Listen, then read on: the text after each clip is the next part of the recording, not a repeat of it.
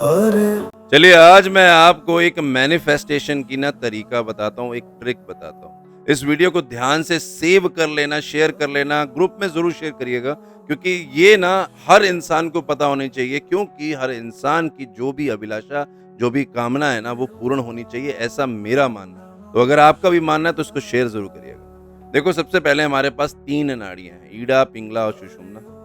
ईड़ा जो है वो बेसिकली उसको अगर त्रिनाड़ी चक्र में देखा जाए तो गंगा से कनेक्ट किया जाता है और जो पिंगला है उसको यमुना से, सुषुम्ना जो नाड़ी है ना उसको सरस्वती से कनेक्ट किया जाता है। और यही कारण है कि हमारे पुराने लोग ये कहते थे कि हमें यूं ही कुछ भी कभी भी नहीं कहना चाहिए गलत, क्योंकि हो सकता है किसी समय माँ सरस्वती हमारी जीभा पर, हमारी जुबान पर बैठी हो।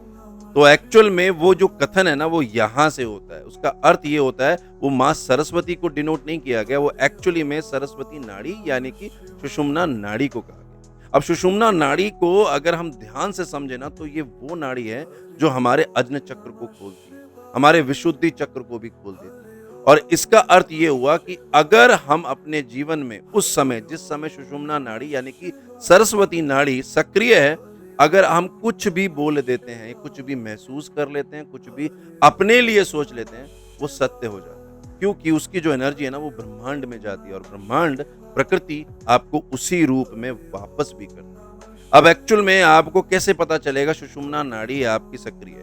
तो याद रखना सबसे सरल तरीका ये होता है कि अगर आपकी ईड़ा और पिंगला नाड़ी में से श्वास का जो स्तर है वो दोनों बराबर है तो समझ लेना आपका वो समय सुषुम्ना नाड़ी सक्रिय है। और याद रखना पूरे दिन में जो सुषुम्ना नाड़ी अगर कभी भी एक्टिवेट होती है ना तो 1 से 4 मिनट से ज़्यादा नहीं होती। तो ये बहुत ही छोटा समय होता है जो हमें समझना होता है। अगर हमें नहीं समझ में आए तो हमें 2-3 चीज़ें अपनी लाइफ में करनी चाहिए ताकि हम उसको सक्रिय कर सकें। जैसे ध्यान करना चाहिए। हमें हमेशा ये ध्यान रखना चाहिए जब भी हम ब्रह्म मुहूर्त में उठते हैं, उस समय हमें साधना या फिर हमें प्राणायाम करना चाहिए।